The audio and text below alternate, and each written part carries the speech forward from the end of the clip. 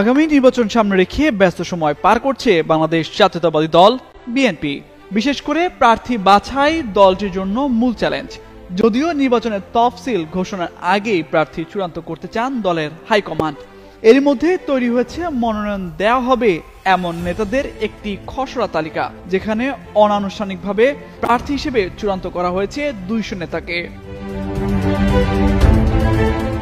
বিএনপির একাধিক জ্যেষ্ঠ নেতা জানান, গ্রহণযোগ্য প্রার্থীর খোঁজে এরই মধ্যে একাধিক মাঠ জরিপ করা হয়েছে। সেই জরিপের ফল ও দলের নীতি নির্ধারণী পর্যায়ের নেতাদের মতামত ও তৃণমূল জনপ্রিয়তার নিরিখে প্রার্থী তালিকা অনেকটাই চূড়ান্ত করা হয়েছে। এর মধ্যে 50টির মতো আসনে প্রার্থী যাচাই বাছাই করা হচ্ছে। বিএনপির জ্যেষ্ঠ এবং মাঠ পর্যায়ের নেতারা জানান, ঢাকা মহানগরের 15টি আসনের মধ্যে কয়েকটি আসনে প্রার্থী চূড়ান্ত করা হয়েছে।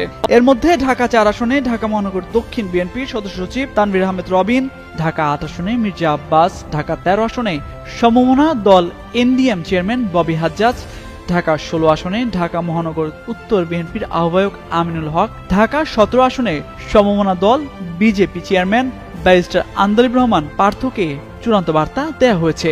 এছাড়া ঢাকার বাইরে পঞ্চগড় 1 ও 2, কুড়িগ্রাম 3, পাবনা 2, 3 ও 4, চুয়াডাঙ্গা 1 ও 2, ঝিনাইদহ 4, যশোর 3, খুলনা 3 ও 4, পটুয়াখালী 4, ভোলা 2, 3 ও 4, বরিশাল 1, 3 ও 4, ফরিদপুর 4, জামালপুর 1, টাঙ্গাইল 5, জামালপুর 3 এবং ময়মনসিংহ 4 আসনের প্রার্থী চূড়ান্ত হয়েছে। এই নেতারা জানান, সবুজ সংকেত পাওয়া এই প্রার্থীদের নির্বাচনের প্রস্তুতি নেওয়ার জন্য বলছেন দলের ভারপ্রাপ্ত চেয়ারম্যান তারেক রহমান। যেসব এলাকায় কোন্দল আছে, মনোনয়ন প্রত্যাশীদের মধ্যে বিভাজন আছে, সেসব এলাকার প্রার্থীদের স্কাইপে সংযুক্ত করে দলের নির্দেশনা মেনে চলার জন্য নির্দেশ দিচ্ছেন তিনি।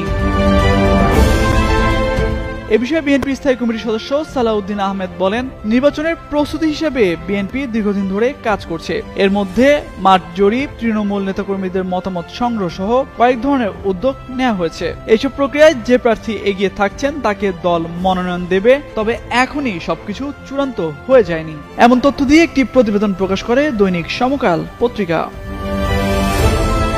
তামজিদ মির্জা, যুগান্তর নিউজ।